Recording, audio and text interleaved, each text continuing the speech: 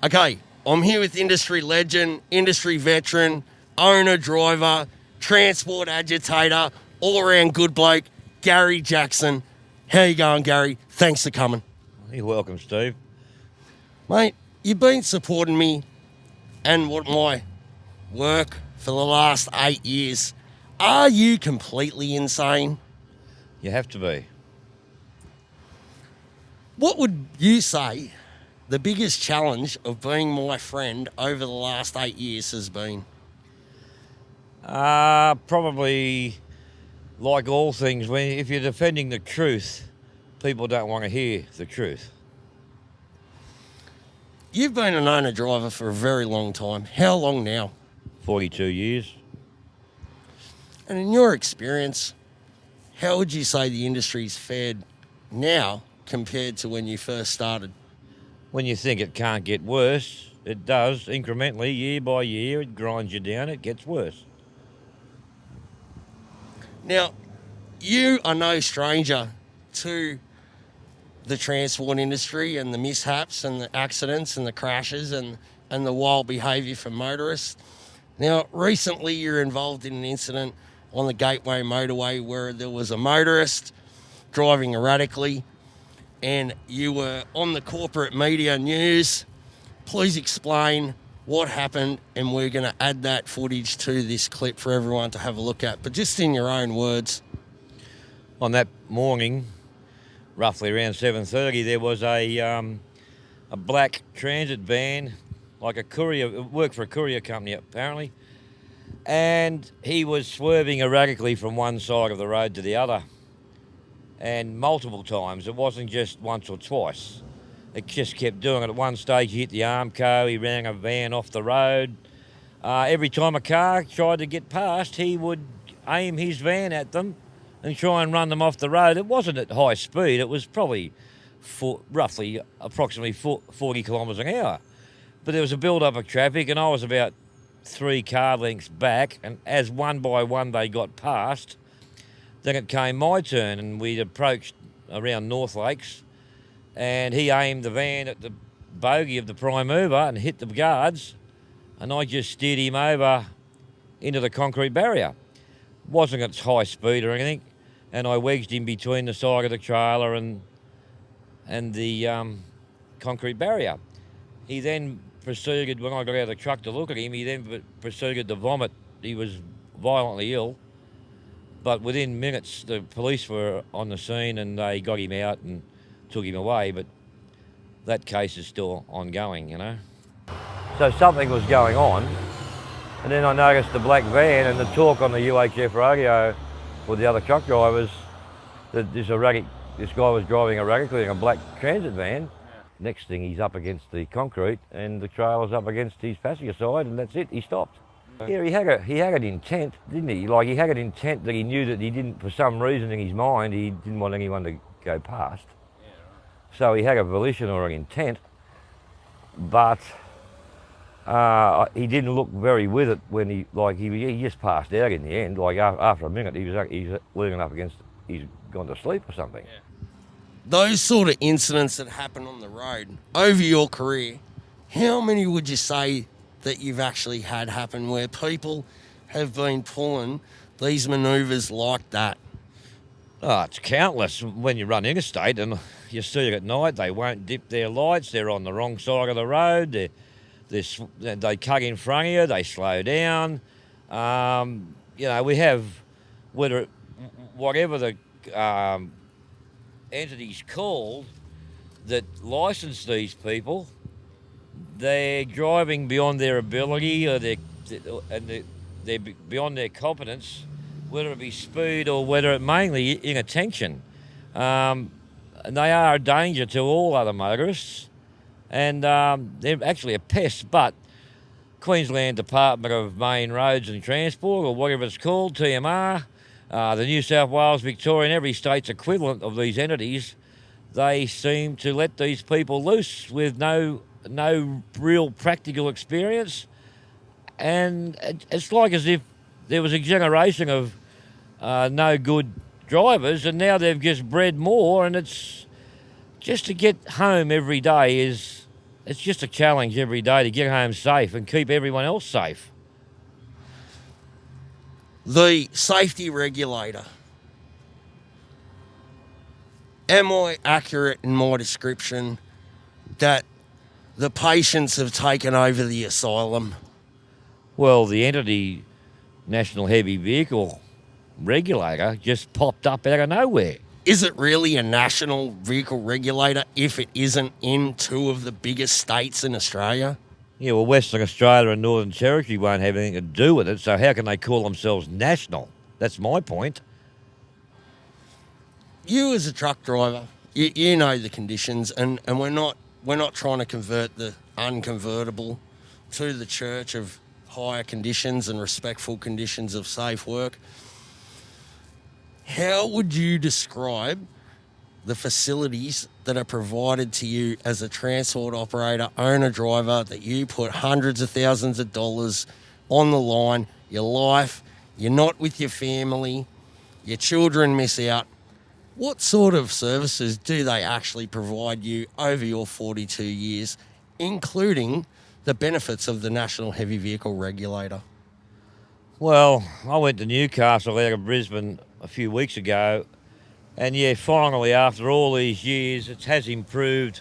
Say from Harwood Bridge on the Pacific, it has improved. There is some parking bays there and some toilets, but it's abysmal in Queensland. It's a hopeless state of affairs. 21 parking bays in the whole state. What is it? Just a bit of dirt on the side of the road. There's no toilets. There's no amenities. I mean, where do you pull up to have a shower and freshen up and get changed and all this sort of thing? No one's ever thought of it. It's the last. Look, it even goes as far as they build brand new places for trucks to access, and they don't suit the size of the trucks they're trying to get into.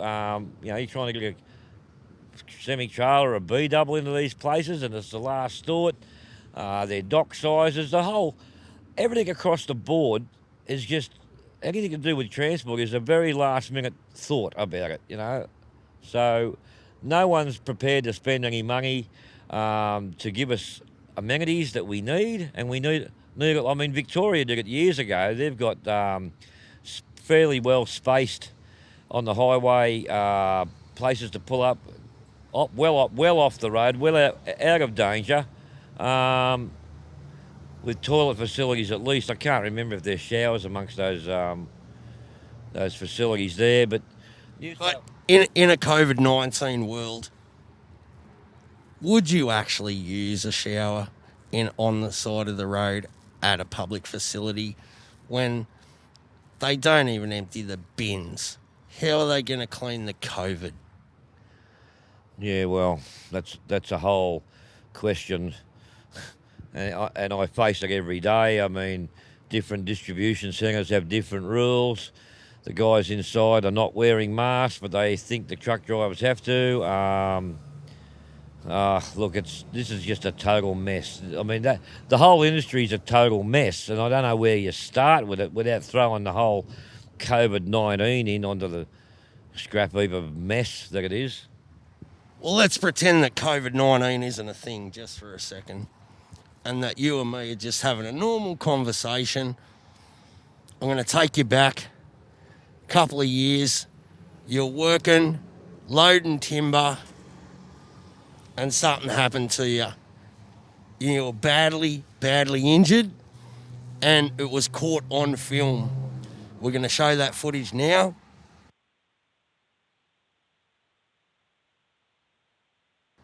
Okay, Gary, tell us about that. Well, working for a particular company with the instruction to stay with the truck and give the forklift driver instructions if he needs it, how it's to be loaded. These loads were reasonably safe to load when we could access both sides of the trailer, coming with 3 packs of 11 metre timber, and obviously the forklift driver puts it on square because he's putting it on from one side, then he puts the other side on. If the first is square, the second will be square, the whole load will be square. But not this particular day. This particular day the yard's that full that we have to load up against a wall of containers. there's only just enough room to walk down one side.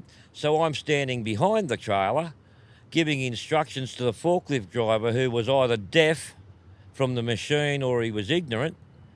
And I have my opinion on that. And I told him the front of the load on the passenger side is hanging out about 2 feet. You have to drag it back.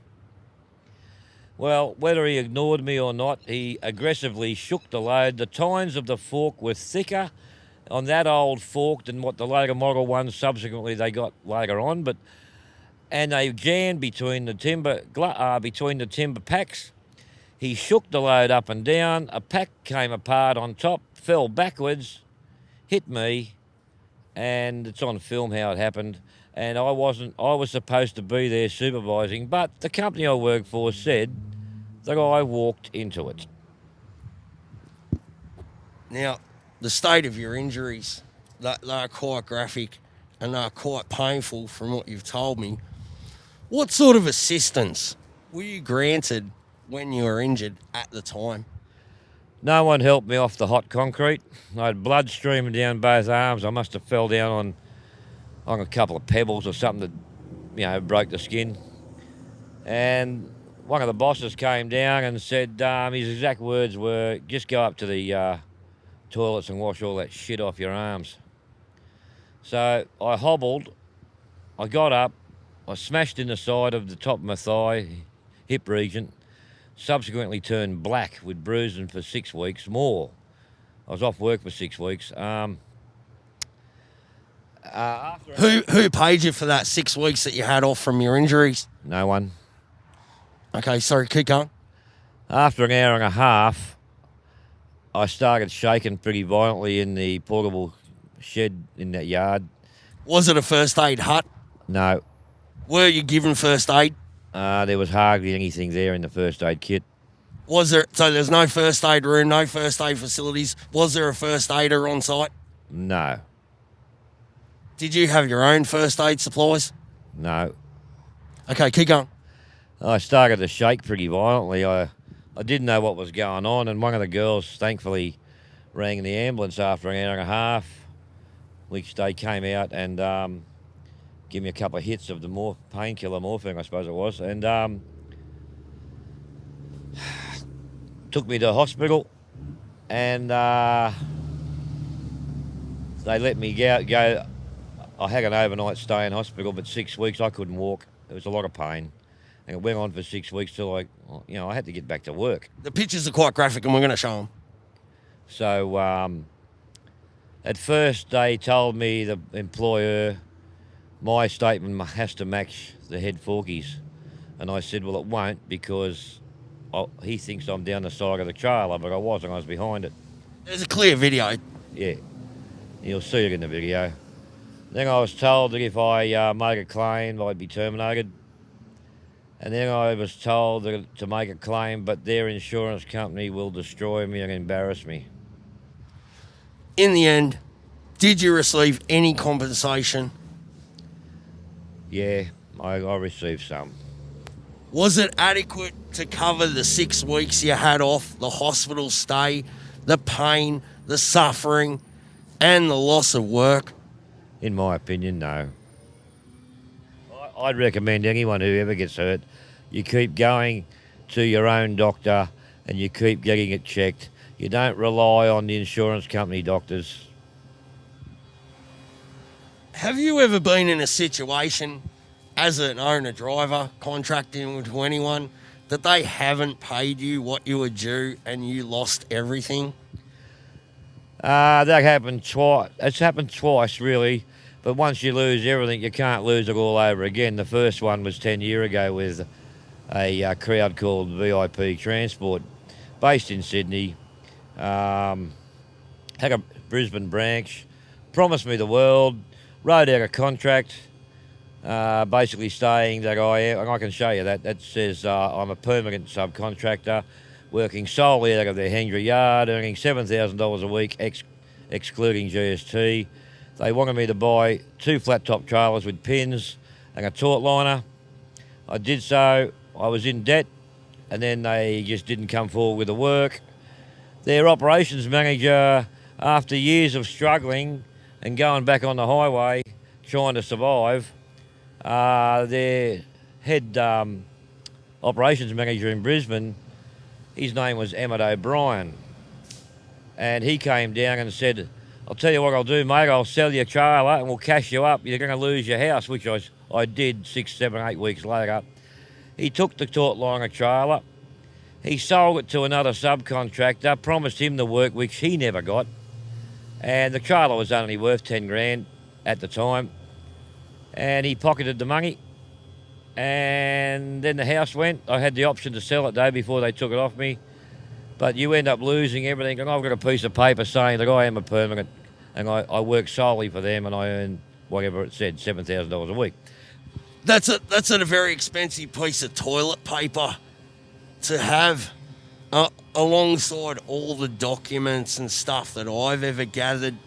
It's just basically fire starter, isn't it? That's all it is. I mean, these people's word. I mean, in the latest episode with this port-based logistics company down at the Port of Brisbane, just over a year ago, let's say 14 months ago, they asked me to buy a Taut-Liner, and I was very reluctant due to the experience with VIP transport. Is this the Taut-Liner we can see behind you? No, I pull this Taut-Liner for a pretty good crowd, and they're good people to work for, and actually I should have been there 5 or 6 years ago. They do run a lot of subbies, don't they? They seem to have a good crew because they keep going. They've kept it going through all this stuff. So when you say they're all right, they must be. Yeah, they organise your day. They're good people. They speak to you respectfully. They pay every week. They are one of the best, you know. What would you say is the biggest issue that you want to see the politicians address? I know that you and me had a meeting with Glenn Sterl and a heap of owner drivers back in January at the BP, and you got to speak to Glenn off camera. Since then, has your opinion changed on what we need after hearing the evidence of all the witnesses to the Senate and seeing all the crazy stuff I'm doing? No, there's a few things. It's actually there's quite a few issues, but one of them in my mind is when we work for a transport company, logistics company, they want all our details, which is fair enough. Your licence, your name, your address, your age, all this sort of thing, date of birth. They want everything about you. They want to know if you're a subcontractor. They want your insurance details in case you're negligent. But I want to know their details. I have no idea where they live. I have no idea of their insurance company for their negligence and their lack of their fiduciary duty towards us. I want to know, it should be on a placard or something on their wall, who they're insured with, and so that I know you can't make a frivolous claim. But if they've done the wrong thing, you should easily be able to make the claim. And that should be by law.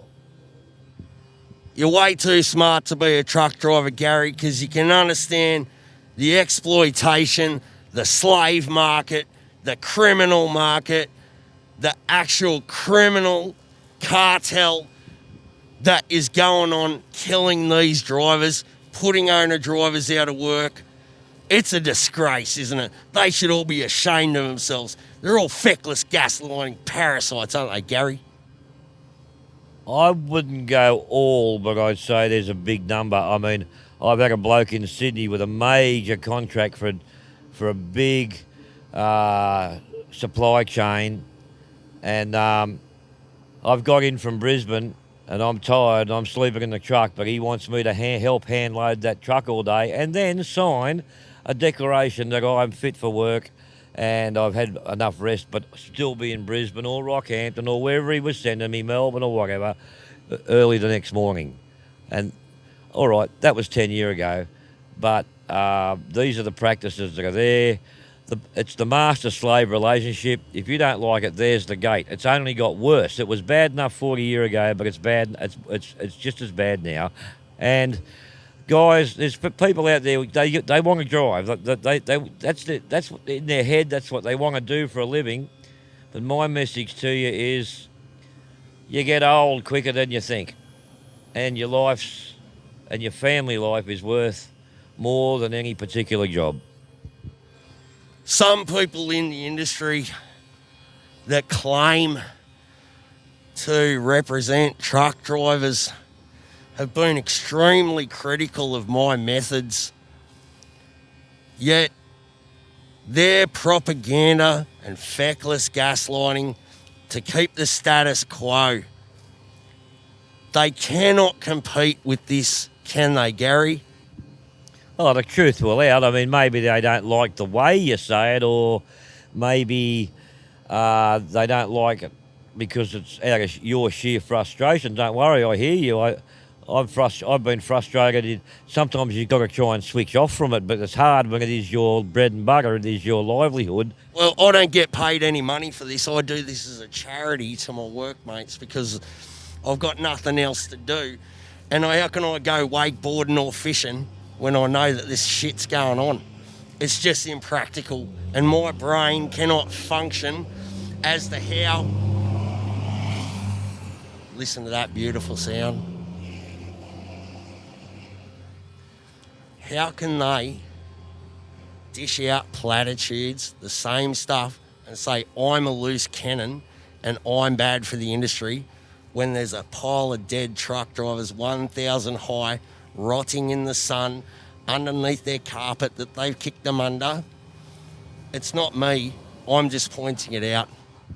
Well, that's right. I mean, any trip down to Melbourne, and I've stopped at the Tarcutta Memorial, it's always shocked me how many drivers have died, and they were at a young age too. That's the other point. And nothing's changed. It's still the same, and the government it's just lip service. I mean, they're not going to do anything. They're not going to help you. Lip service actually makes you feel good when someone's giving you some lip service, I mean. Not the platitudes.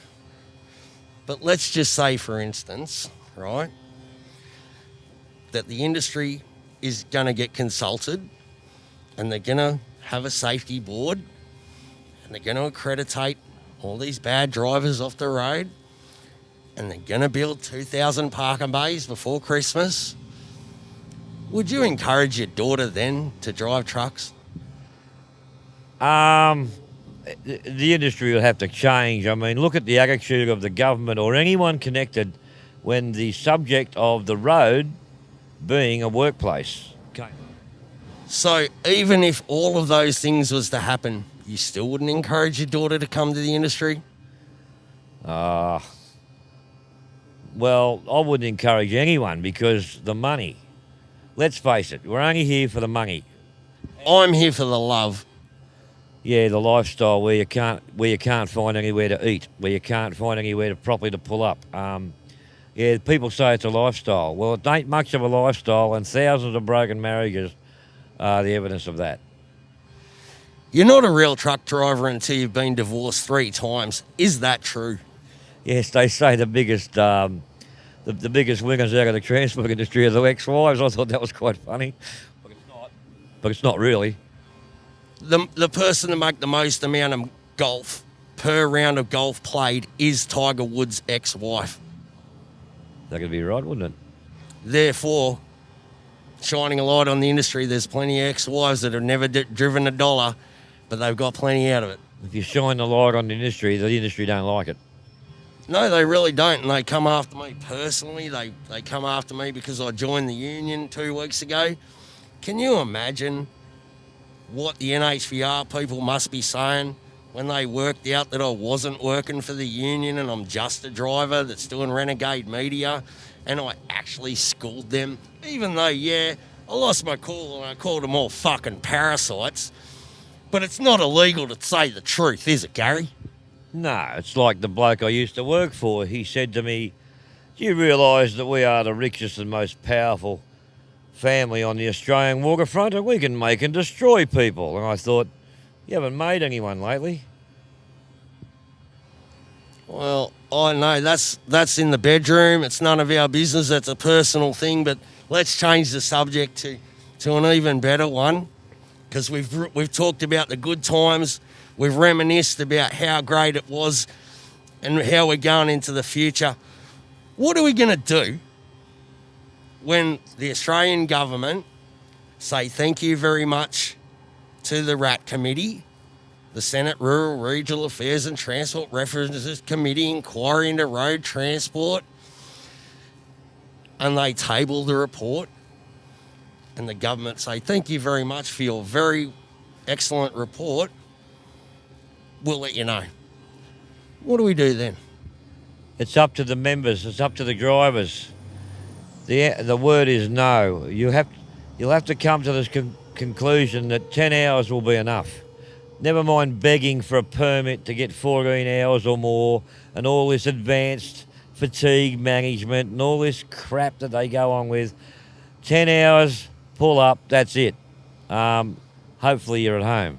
But I'm telling you, for all the hours and the risks taken, the freight's not worth it. I've had people going off their brain because, you're supposed to be here 2 hours ago. This is when I ran interstate. And I go, I get here when I'm safely get here, and your family's still alive, and so is mine.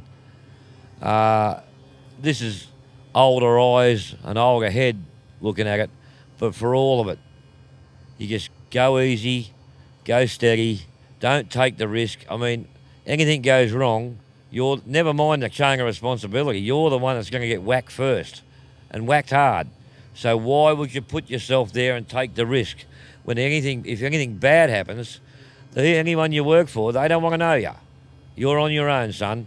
So I would say the industry will have to regulate itself and say that's enough. That's enough. Finish that. And not be bulleted because you had the fortitude to stand up for your own rights, and say enough's enough. 10 hours, whatever. I'm not going to take the risk. All right, so we're going to wind up because Gary's got to get going because he's an owner-driver and no one pays him to sit around here talking to me. Gary, my antics at the union have caused a bit of trouble. And a lot of owner-drivers have been joining to the union. You're not in the union, I'll give you a union hat.